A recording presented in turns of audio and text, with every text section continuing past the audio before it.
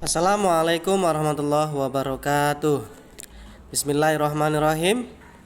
Anak-anakku sekalian, pertemuan pertama ini kita akan membahas mengenai objek IPA dan pengamatannya. Nah, sebelum masuk ke dalam materi, Bapak sajikan sebuah gambar. Gambar tersebut adalah sebuah air terjun. Nah, yang jadi pertanyaan, kenapa air jatuhnya ke bawah, bukan jatuhnya ke atas? Nah, cara menjawabnya adalah perlu pengamatan secara ilmiah. Kembali ke video air terjun tadi ya. Kenapa air terjun jatuhnya ke bawah? Karena adanya gravitasi bumi ya. Nah, hukum gravitasi bumi ini penemunya adalah bernama Isaac Newton. Nah, Isaac Newton ini penemu hukum gravitasi bumi. Hukum Newton 1, hukum Newton 2, hukum Newton 3. Itu ya. Nah, Isaac Newton atau seseorang peneliti ketika meneliti suatu penelitian itu memerlukan tahap-tahap tertentu. Apa tahap-tahapnya? Yang pertama adalah mengamati. Dalam tahap mengamati ini bisa menggunakan panca indera. Panca indera berupa penglihatan, berupa pendengaran, berupa bau, berupa rasa, pengecap gitu ya. Nah, tujuannya apa? Para penelitian mengamati bertujuan untuk mencari data atau informasi ya. Informasi mengenai penelitian yang mengenai data atau informasi yang dibutuhkan. Nah, gitu ya. Selanjutnya tahap yang kedua adalah membuat inferensi. Apa itu inferensi? Inferensi itu membuat sebuah deskripsi setelah kita mencari data atau informasi.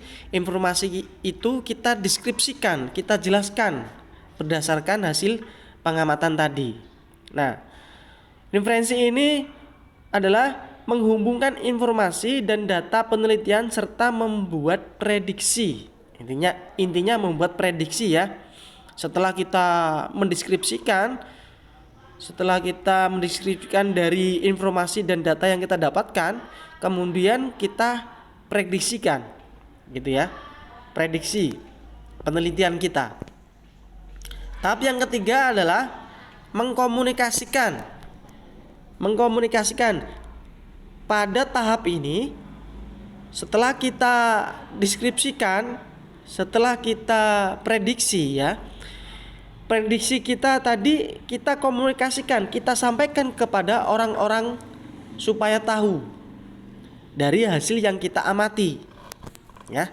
Mengkomunikasikan hasil penelitian baik secara lisan atau tertulis, dan data yang dikomunikasikan bisa berupa tabel, grafik, gambar ya, bagan dan lain-lain. Seperti itu ya. Selanjutnya, seorang peneliti harus mempunyai sikap ilmiah.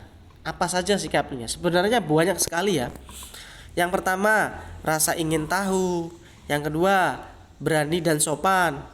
3, jujur. Nah, hasil dari penelitian itu kalau memang hasilnya negatif ya negatif, hasilnya positif ya positif.